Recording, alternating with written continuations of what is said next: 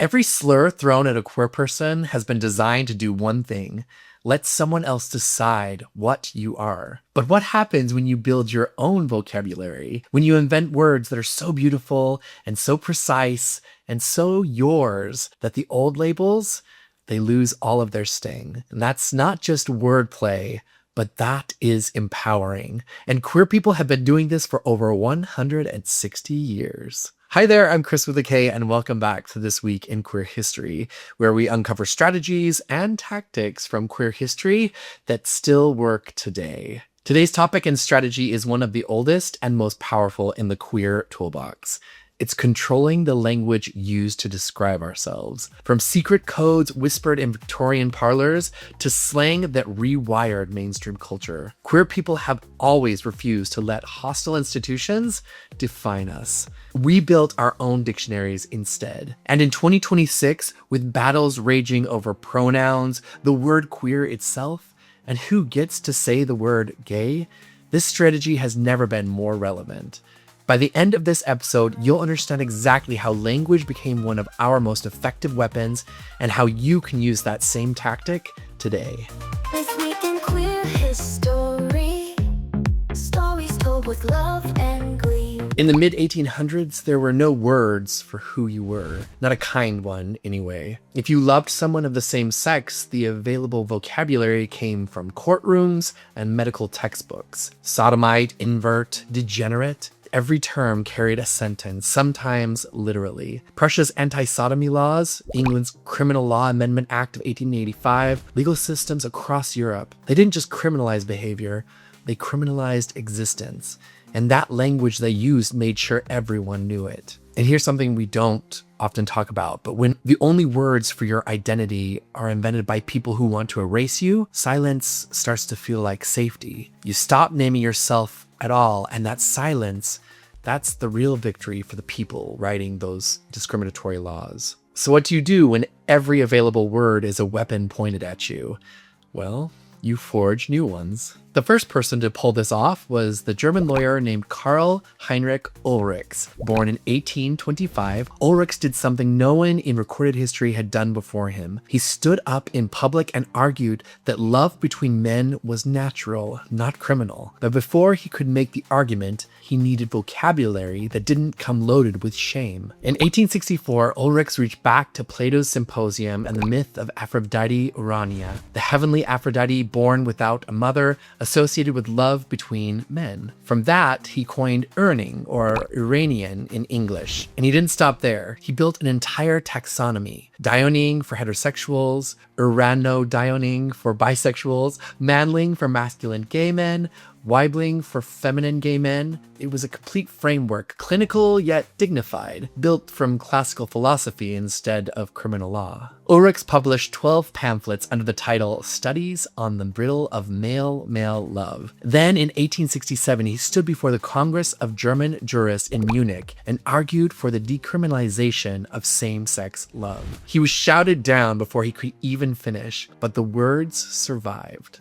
2 years later, in 1869, a Hungarian journalist named Károly Marie Kertbeny coined the word homosexual in a pamphlet opposing Prussia's anti-sodomy laws. Kertbeny wanted a term that sounded scientific and natural, removed from moral judgment. The word stuck, for better or for worse. And we have to take a moment to think about this. These two men understood that before you can change the law, you have to change the conversation. And before you can change the conversation, you need words that don't muddle the argument before it even starts. And the vocabulary kept evolving. In 1908, Edward Carpenter published The Intermediate Sex in England, framing same-sex love as a natural variation. And in 1923, an 11-year-old boy, probably coming into his own puberty and having thoughts about his own sexuality, found Carpenter's book in a public library in Los Angeles. And that book changed his life. He would go on to found the Mattachine Society in 1950, one of the first sustained LGBTQ rights organizations in America. One book and just one word reframed became one movement. But not all queer language was meant for the public.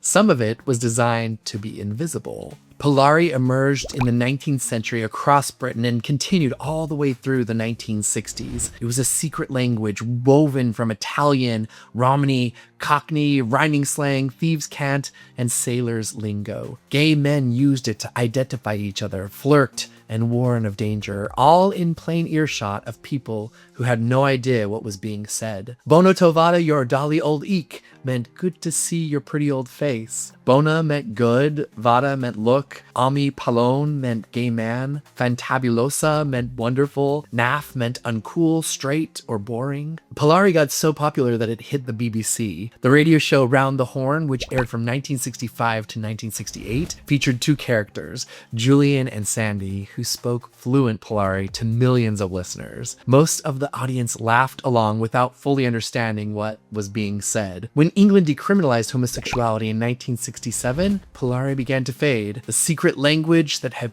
kept people safe had done its job. Across the Atlantic, queer Americans built their own codes. Friend of Dorothy became shorthand for gay, drawn from Judy Garland and The Wizard of Oz. Confirmed bachelor, musical, Boston Marriage for women who lived together, Alice Blue Gown for police, Auntie for older gay men. Dick Leish of the Mattachine Society documented many of these terms, preserving a vocabulary that might otherwise have vanished. Then came the ballroom. In the 1970s, Black and Latinx queer and trans communities in New York City built an entire culture with its own language, hierarchy, and values. Crystal LaBeija founded the House of LaBeija, the first ballroom house, creating a family structure for people rejected by their biological families. And with that culture came words that would eventually reshape how the entire world talks. Reading, shade, tea, serving looks, slay, fierce, gagged, realness, and voguing. Paris is Burning brought ballroom to film in 1990, and Madonna's Vogue brought it to pop radio that same year. RuPaul's Drag Race, starting in 2009, sent it global. Words invented by Black and Latinx trans women in Harlem ballrooms became the vocabulary of the internet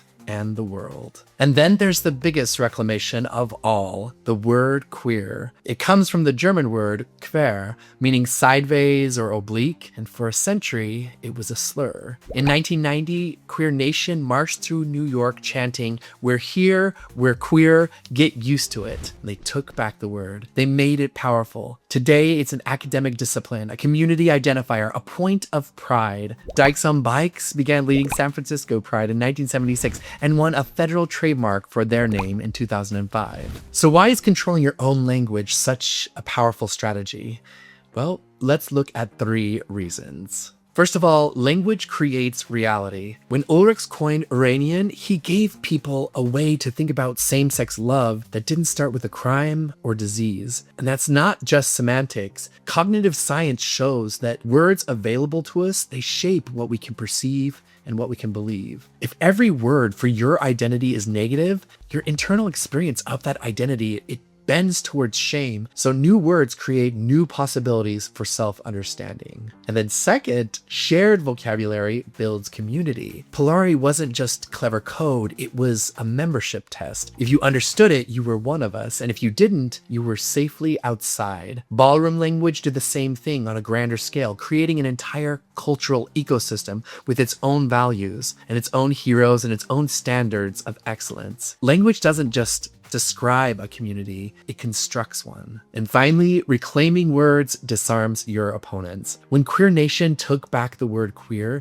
they didn't just neutralize a weapon, they converted it into armor. The word still carries all this historical edge, but now the people it once targeted were the ones wielding it. And that's a move that leaves your opponents with nothing to do. They can't even insult you with the word that you're using because you're wearing it as a badge. And here's something that we have to remember too. The one who controls the vocabulary controls the terms of the debate. Every single advance in LGBTQ rights was preceded by a shift in language. Homosexual replaced sodomite, gay replaced homosexual, queer replaced everything. Each new word moved the conversation from criminality to identity to pride.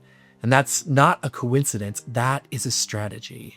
I could not be doing this without our members. They help me find and share the moments from queer history that remind us that we've been here always, and we've always been resilient.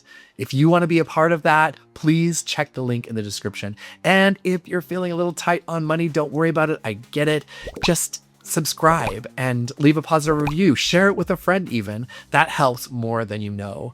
But most of all, thank you for being here. Sticks and stones may break my bones, but words can never hurt me. I've said that so many times as a kid that it became its own armor. I'm sure we all have a little mantra that we would repeat on the walk home from school, trying to believe it.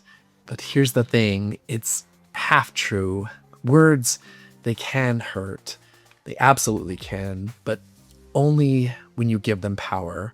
And when you give the person who's saying them power. But when you look at who's throwing those words and why they are saying them, something shifts. The words get smaller and the person gets smaller. But then you can flip it around. Words can also be incredibly powerful when you own them, when you decide what they mean to you.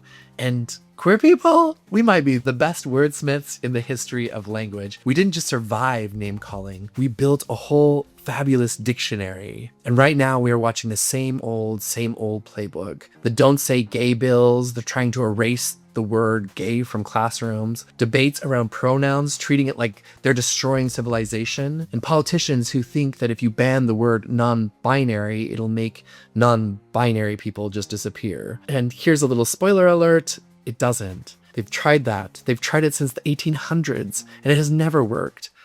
But the one thing that does work is naming yourself. So I'm just going to do a little demonstration because these words aren't museum pieces.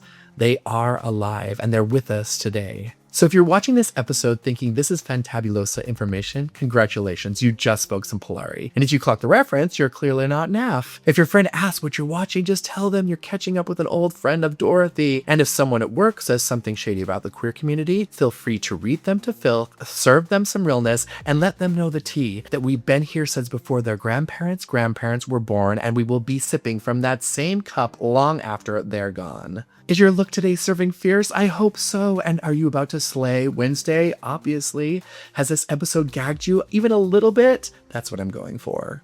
So here's your playbook for this next week. Learn 3 pieces of queer slang that you didn't know before. Say them out loud, use them in a sentence. Yes, be annoying, text them to a friend. Language only lives when people speak it. And here's something to try. Try to correct 1 piece of language this week. When someone says sexual preference, I don't know if you'll hear it because hopefully you don't, but if you hear sexual preference, just be gentle about it and say, oh, I think maybe you're thinking sexual orientation. Yeah, just gently point it out that there is a difference. That's it. Be kind about it, but just try to see if you can influence the language. And if somebody uses the word transgendered with that unnecessary D on the end, just let them know. It's just a small, gentle correction, but do it kindly, and it could shift the entire conversation over time. Try introducing yourself with your pronouns in one new space. It could be an email signature, a name tag, a bio, but every time you do it, you normalize it for someone who needs that space, that safe space. And you may be okay with it, but someone else could be exposed to something that could actually broaden their view. And then share 1 piece of queer vocabulary with a straight friend or an ally. Teach them what reading means, explain where slay actually comes from, give credit to the ballroom communities who invented language half the internet uses right now without even knowing it. And then I want you to reclaim 1 word that was used against you in a hurtful way. Think about it, hold it in your mind, and then say it out loud. Maybe write it down or even wear it like the armor that it's always meant to be. Sticks and stones? Maybe, but words? Words built every movement in this episode. Words changed laws, words built families, and the right word spoken by the right person at the right time can change the entire world. So speak up, name yourself, and make it bona. I'd love to hear from you in the comments. What's a favorite piece of queer slang that you use? Is it a classic like friend of Dorothy, or is it something from ballroom culture? Or maybe it's a word that your community uses that nobody else knows. drop it down below because I guarantee you we all can learn something new from each other. And if you want more queer history like this, sign up for our email list. The link is in the description, and I promise the emails do not go straight to your inbox, if you know what I mean. And if this episode taught you something or made you smile, please hit the subscribe button and share it with someone who needs to hear it. Every share helps us reach more people who need to hear this history. Until next time, stay strong, stay bold, and keep making history.